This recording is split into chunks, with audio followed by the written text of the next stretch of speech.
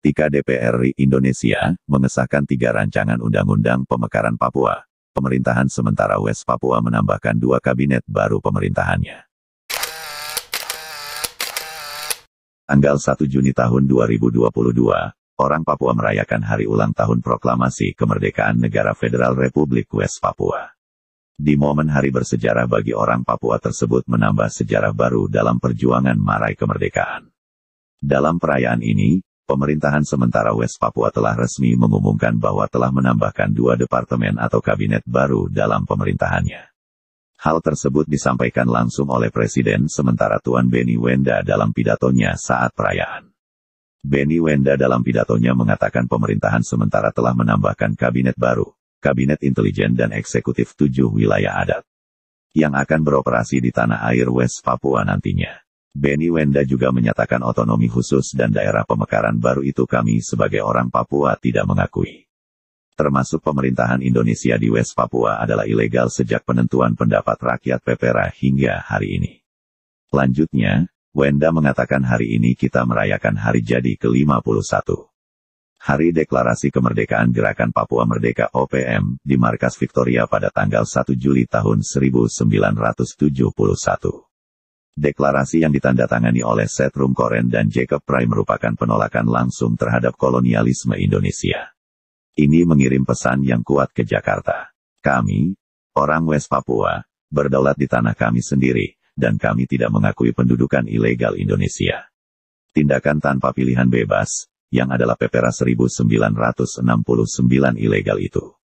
Sejak saat itu, kami telah berjuang untuk kemerdekaan West Papua. Melalui perang gerilya, TPNPB-OPM telah membantu menjaga api perjuangan kemerdekaan tetap hidup. Mereka adalah penjaga rumah kita, membela tanah kita dan memperjuangkan kedaulatan yang dirampas dari kita oleh Jakarta. Hari ini adalah momen bagi semua orang West Papua untuk merenungkan perjuangan kami, dan bersatu dengan tekad untuk menyelesaikan misi kami. Baik yang diasingkan di luar negeri, di kamp-kamp pengungsian, anggota tentara West Papua, atau dipindahkan secara internal oleh pasukan kolonial, kita semua bersatu dalam satu semangat dan bertekad untuk memerdekakan West Papua dari penjajahan Indonesia. OPM meletakkan dasar bagi perjuangan politik yang sedang diperjuangkan oleh pemerintahan sementara. Sebagaimana dinyatakan dalam Undang-Undang Dasar West Papua, pemerintahan sementara mengakui semua deklarasi sebagai momen vital dan bersejarah dalam perjuangan orang Papua. Setelah mendeklarasikan pemerintahan sementara, kabinet, sayap militer, dan 7 eksekutif regional, kami siap untuk mengambil alih urusan kami sendiri.